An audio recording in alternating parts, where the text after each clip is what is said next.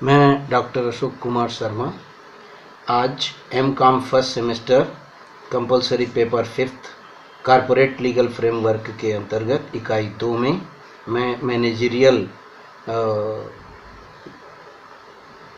प्रबंध संचालक और कंपनी मैनेजमेंट के बारे में आप जानकारी शेयर करूंगा।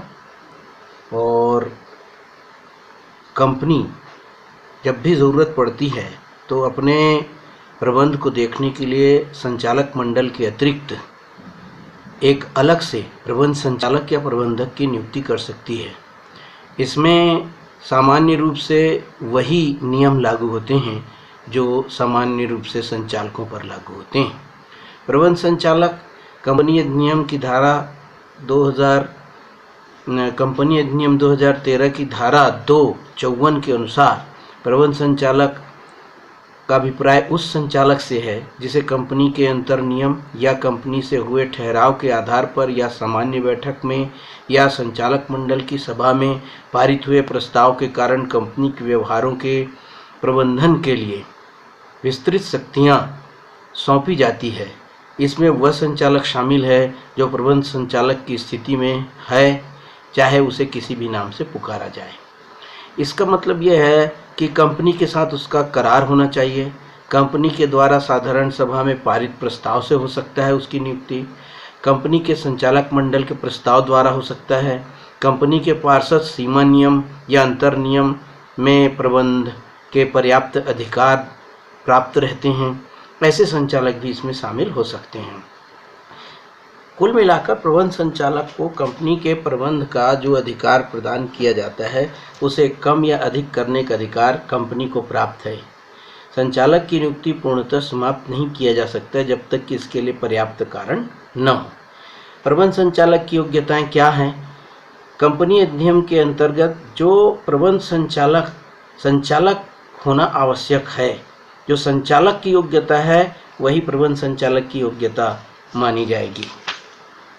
कुछ व्यक्तियों को प्रबंध संचालक की तरह नियुक्त नहीं किया जा सकता, जैसे कि जिनकी आयु 21 वर्ष से कम हो या 70 वर्ष से अधिक है। 70 वर्ष से अधिक व्यक्ति को यदि प्रस्ताव पारित करके, विशेष प्रस्ताव पारित करके यदि नियुक्त किया जाता है तो यह बताना पड़ेगा कि उसे नियुक्त करना क्यों जरूरी है। दिवालिया हो गया है यदि कोई, तो उसे नियुक्त नहीं किया जा सकता। जिसने ऋण दाताओं के भुगतान में कोई दिक्कत पैदा की हो, स्थगन किया हो, रियायत ली हो या समझौता किया हो, वह भी नहीं बन सकता है। न्यायालय द्वारा जो दोषी घोषित कर दिया गया हो, जिसने कुछ अधिनियम है जिनका उल्लंघन किया है, उसे 6 महीने से ज़्यादा की सज़ा हुई हो, जिसने अधिनियम भारतीय स्टाम्प ड्यूटी, केंद्रीय एक्साइज अधिनियम, वेल्थ अधिनियम, आयकर अधिनियम, प्रतिस्पर्धा अधिनियम, कंपनी अधिनियम, इस प्रकार के जो उसमें विवाद में हैं वो लोग नियुक्त नहीं हो सकते। योग्यताएं अन्य और कौन कौन सी हो सकती हैं? तो एक व्यक्ति एक से अधिक कंपनी में प्रबंध कर्मचारी है तो उसका पारिश्रमिक निर्धारित सीमा से अधिक नहीं हो सकता। नियुक्ति की अवधि अधिकतम 5 वर्ष होती है और 5 वर्ष के लिए उसे पुनर्नियुक्ति कर सकते हैं, लेकिन उसके लिए अलग से प्रस्ताव पारित करना पड़ेगा। एक ही समय में प्रबंध संचालक और प्रबंधक दोनों की नियुक्ति नहीं की जा सकती। नियुक्ति के तरीके के रूप में प्रबंध संचालक, पूर्णकालिक संचालक, प्रबंध की नियुक्ति, पारिश्रमिक व नियुक्ति की शर्तें संचालक मंडल की बैठक में तय होती है, जिसका अनुमोदन अगली सामान्य बैठक में किया जाता है। नियुक्ति की शर्तें अनुसूची 5 से भिन्न हैं तो केंद्रीय सरकार का अनुमोदन आवश्यक होता है। यदि नियुक्ति की शर्तें अनुसूची 5 के अनुकूल है तो इसके लिए इसमें सरकार से जो है अनुमोदन आवश्यक नहीं होता है। इस प्रकार नियुक्ति प्राइवेट कंपनी पर भी ये नियम लागू होते हैं। प्रबंध संचालक की नियुक्ति पारिश्रमिक नियम में निजी कंपनियों पर पूरी तरह लागू होते हैं। फिर कंपनी विधि अधिकरण, ट्रिब्यूनल की सिफारिश पर या केंद्रीय सरकार द्वारा प्रबंध संचालक का निष्कासन भी किया जा सकता है। 5 वर्ष की अवधि तक कोई कार्य कर रहा है परंतु सरकार चाहे तो ट्रिब्यूनल की आज्ञा लेकर उसे 5 वर्ष की अवधि के पहले भी इस पद से हटा सकती है। यदि केंद्र सरकार की पूर्व अनुमति लेकर अधिनियम की व्यवस्था के अधीन दूसरे व्यक्तियों की भी व्यवस्था कर सकती है। प्रबंध संचालक का पारिश्रमिक अंतर नियमों के द्वारा तय होता है। कंपनी की साधारण सभा में प्रस्ताव पारित कर होता है, विशेष प्रस्ताव पारित करके होता है, और यह शुद्ध लाभ का 5% से अधिक एक प्रबंध संचालक की दशा में, और शुद्ध और ज़्यादा हैं तो शुद्ध लाभ के 11% से अधिक नहीं हो सकता। फिर प्रबंधक कौन होता है? वस्तुतः संचालक मंडल के निरीक्षण, नियंत्रण, निर्देशानुसार कंपनी का पूर्ण प्रबंध करता है। वह संचालक या अन्य किसी व्यक्ति को प्रबंधक की स्थिति में कार्य करता है, उसे इसमें हम शामिल कर सकते हैं। यह नौकरी का भी अनुबंध कर सकता है।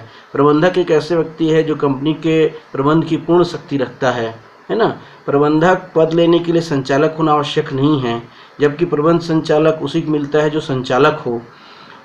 सेवाओं के लिए अनुबंध कर आवश्यक नहीं है प्रबंधक के लिए, जबकि प्रबंध संचालक के लिए आवश्यक है।